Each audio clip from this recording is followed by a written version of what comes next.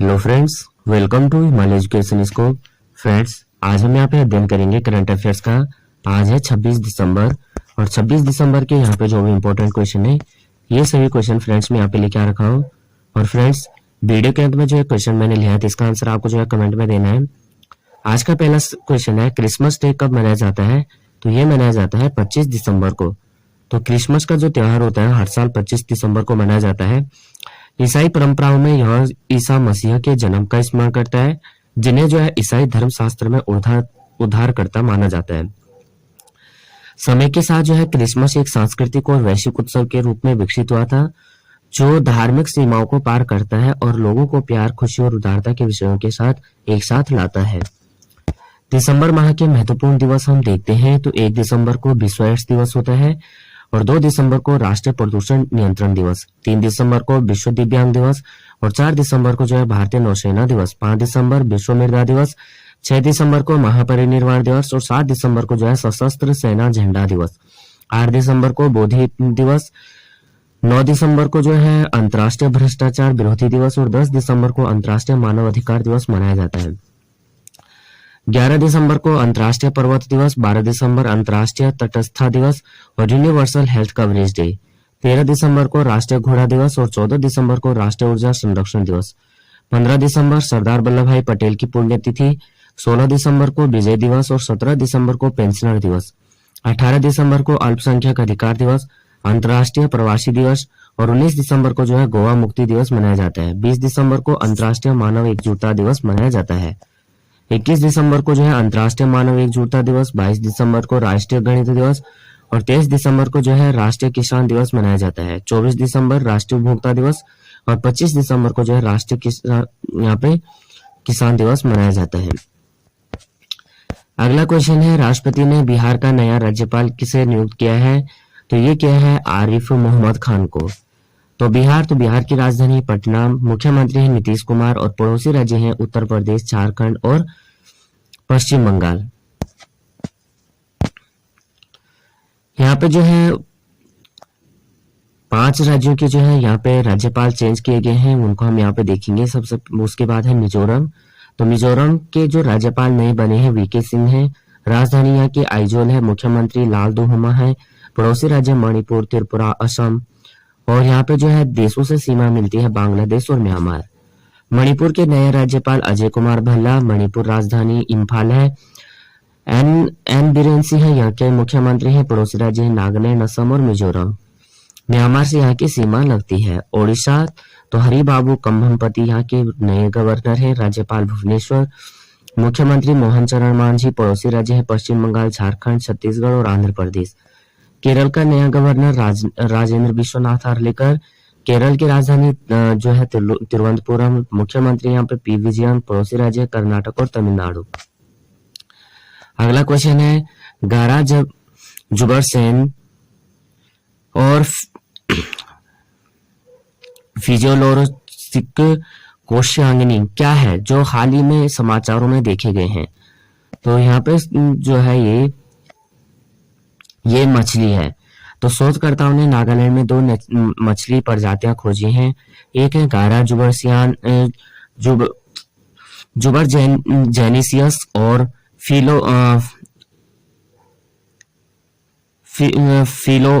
फिलोरियासस कोशांगिनी। ये दोनों जो है टोर्नेटो मिनोस की हैं, जो तेज बहाव वाली धारों में पाई जाने वाली छोटी मीठे पानी की मछलियां हैं। गारा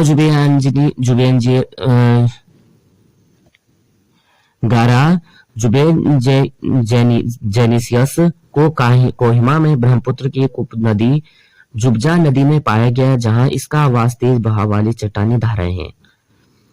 फिजलोरियम ल्यूरजस कोशांगिनी पेरेन में बारक नदी की एक उपनदी टेपू ई की नदी है, जो में खोजा गया है, जो तेज बहाव वाली छायादार जल में पनपती रहती है।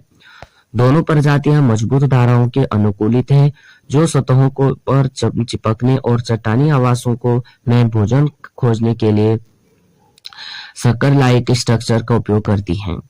किस अंतरिक्ष संगठन ने यूरोपा क्लीपर मिशन लॉन्च किया है? ये क्या है नासा ने।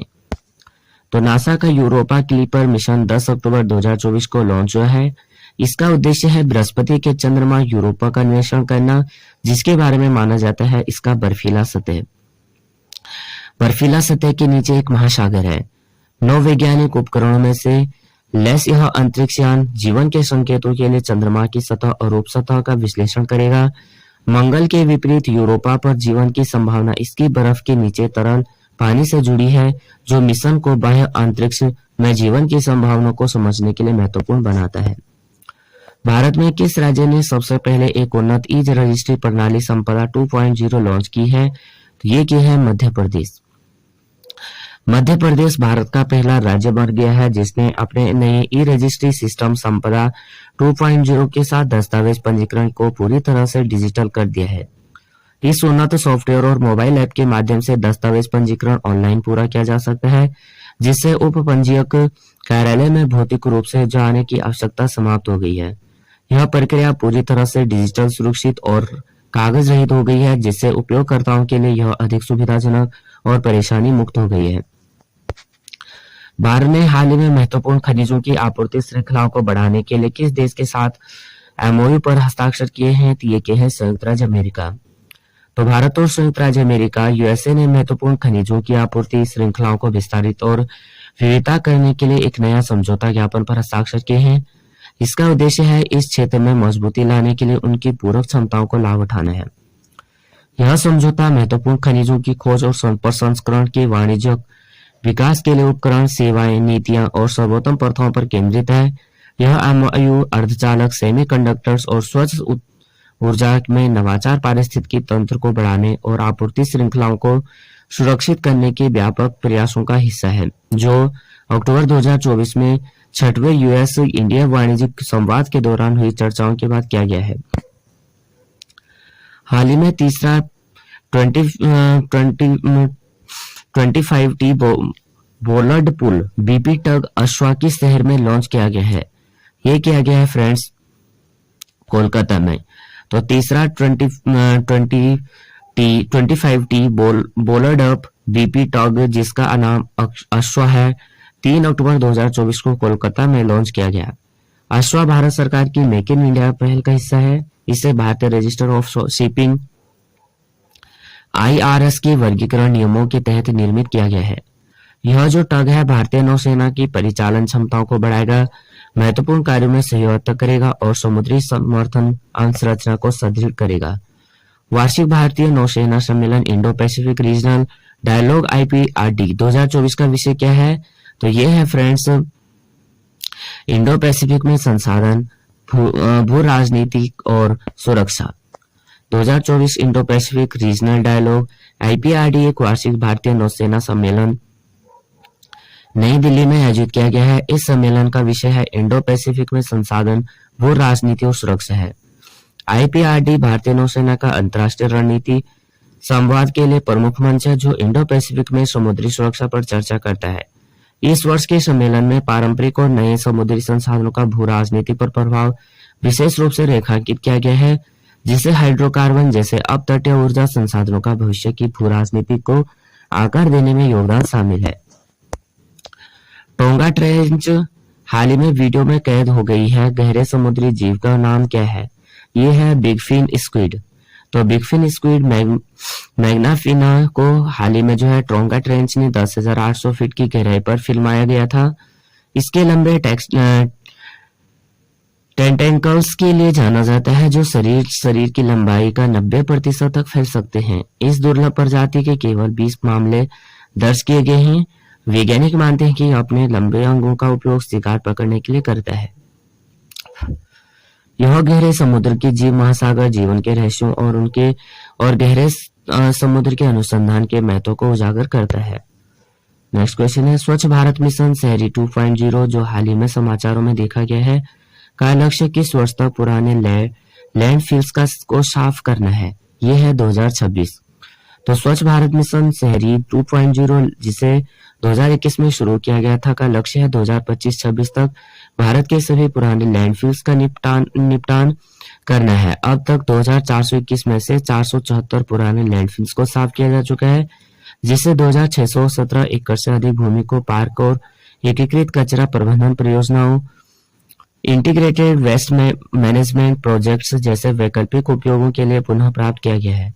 अहमदाबाद, नागपुर, पुणे और लखनऊ जैसे शहर इन स्थलों को बदल रहे हैं, जो शहरी विकास और पर्यावरण स्थिरता पर मिशन के प्रभाव को दर्शाते हैं।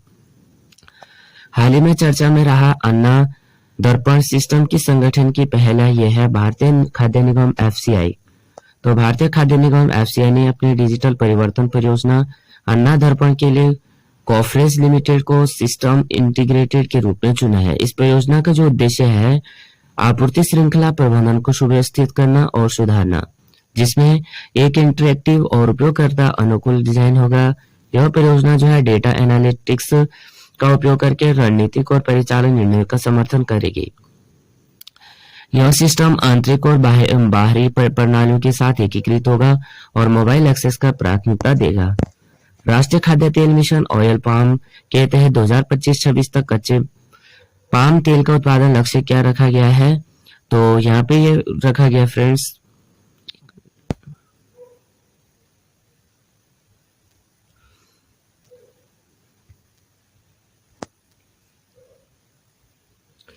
ये रखा गया है 11.20 लाख टन। तो हाल ही में NMEO OP के तहत सतत तेल पाम खेती का एक राष्ट्रीय स्तर की बहुहितधारक परामर्श कार्यशाला आयोजित की गई है। इस कार्यशाला का मुख्य उद्देश्य भारत में तेल पाम की खेती और कच्चे पाम तेल के उत्पादन को बढ़ावा देना था। इसमें विभिन्न हितधारकों ने सतत प्रथाओं और राष्ट्रीय खाद्य तेल मिशन ऑयल पाम को लागू करने की रणनीतियों पर चर्चा की। NMEO OP को अगस्त 2021 में भारत द्वारा तेल पाम की खेती और कच्चे पाम तेल के उत्पादन को बढ़ावा देने के लिए शुरू किया गया था। यह पूर्वोत्तर क्षेत्र और अंडमान और निकोबार द्वीप समूह पर केंद्रित है। इस योजना का वित्तीय परिव्यय 11,044 करोड़ रुपए है, जिसमें 8,844 करोड़ रुपए केंद्र सरकार द्वारा प्रदान किए गए हैं। इसका लक्ष्य 2025-26 तक तेल पाम की खेती को 3.5 लाख हेक्टेयर से 10 लाख हेक्टेयर तक और कच्चे पाम तेल का उत्पादन 11.20 लाख टन तक बढ़ाना है। अगला क्वेश्चन है, गणतंत्र दिवस परेड 2025 के लिए राज्यों और केंद्र शासित प्रदेशों की कितनी झांकियों का चयन किया गया है? ये किया गया 15। तो रक्षा मंत्रालय के अनुसार 15 राज्यों और केंद्र शासित प्रदेशों की झांकियों को यहाँ पे गणतंत्र दिवस परेड के कर्तव्य पथ पर प्रदर्शन के लिए चुना गया है। इसमें गोवा, गुजरात, हरियाणा, आंध्र प्रदेश, बिहार, चंडीगढ़, दादर नगर हवेली, दमन दीव, झारखंड, कर्नाटक, मध्य प्रदेश, पंजाब, त्रिपुरा, उत्तराखंड, उत्तर प्रदेश आदि को शामिल किया गया है। इसके अतिरिक्त केंद्र सरकार ने जो है 11 मंत्रालयों और विभागों की झांकियों को भी यहाँ पे गणतंत्र दिवस परेड में शामिल किया है। वही गणतंत्र दिवस समारोह 2025 के लिए जो झांकी का विषय है स्वर्णिम भारत, विरासत और विकास रखा गया है। आज का प्रश्न है फ्रेंड्स, भारत में किस राज्य ने सबसे पहले एक उन्नति रजिस्ट्री प्रणाली संपदा 2.0 लॉन्च की है? इसका आंसर आपको जो है फ्रेंड्स कमेंट में देना है। फ्रेंड्स, ये वीडियो आपको थोड़ा भी हेल्पफुल लगती है तो प्लीज वीडियो को लाइक, शेयर और सब्सक्राइब कर देना। बेल आइकन को प्रेस करना। जय हिंद, जय भारत।